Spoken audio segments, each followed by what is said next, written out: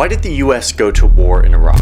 We're in the early stages of military operations. Growing up, the narrative was always oil. So it was like we went to Iraq to get oil, like America always does. We might find ourselves without adequate supplies of energy in the future. All major oil fields in the South are now under coalition control. But that's kind of the lazy explanation. It's not quite it. Oil's a part of it, but it's not the main reason. We went to war in Iraq because several powerful American men wanted to. Some of them thought it was vital. We had to. Others just wanted to project American power. But either way, here we are 18 years later. Nearly 10,000 Americans dead, over 200,000 Iraqis dead, over $1 trillion tax dollars spent. And the result?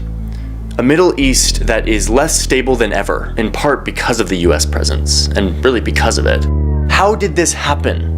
I mean, I grew up and lived through this. I studied it as an undergrad, I studied it in grad school, and yet it's taken me until now to really take a hard look and to really understand exactly what happened. So this is how the US stole Iraq. Saddam Hussein is a tyrant, a murderer, and a man who has started 2 wars. He is clearly someone who cannot be trusted or believed. All right, so it's the night of 9/11. The country is reeling. Who did this terrible thing and why? How should the US respond? And it became clear very soon amongst intelligence and counterterrorism people that Al-Qaeda was behind it. This terrorist group that was mainly based in Afghanistan. Later that night, the night of 9/11, over at the Pentagon, which earlier that day had been hit by an airplane, a memo comes in from the Deputy Secretary of State. The memo is urgent.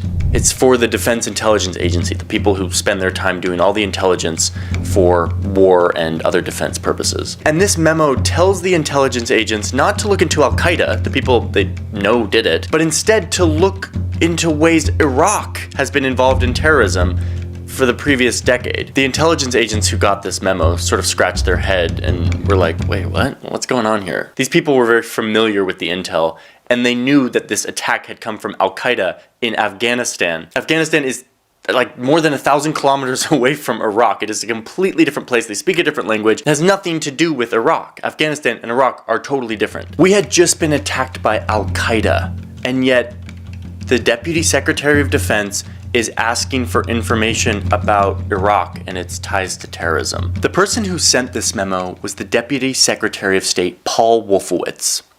And he was just getting started. A few days after 9/11, the president gathers all of his top advisors out at his forest retreat right outside of Washington, D.C. They were there to discuss how to respond to these attacks.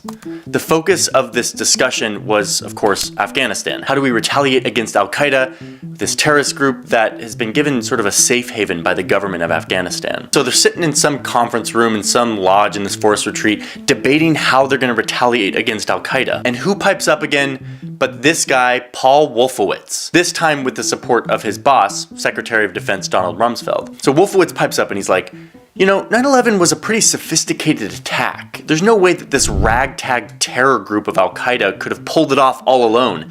They probably had help from Saddam in Iraq. And then Wolfowitz says that when it comes to global terrorism, Saddam is actually the head of the snake. He actually said that, basically saying that Saddam is behind all of this. And everyone in the room is sort of like, what the hell is this guy talking about? Saddam Hussein is a really bad guy, but he's not the head of the snake of international terrorism. Like, what? All these people, these like very informed international like advisors. Oh man. After some astonished glances, the head of the Counterterrorism Center raises his hands and says, Mr. President, quote, we were attacked on 9/11 by Osama bin Laden and Al-Qaeda in Afghanistan. Saddam Hussein in Iraq has nothing to do with this. It's just like, I'm sorry. I feel like as an 8th grader at this time, I was asking these questions where I was like, is Iraq the same as Afghanistan? And here are like the leaders of our country having to explain that like Saddam Hussein has nothing to do with Afghanistan and Al-Qaeda. So this meeting at Camp David, they move on and they keep talking about these plans to bomb Al-Qaeda. But Paul Wolfowitz is stubborn and he does not give up.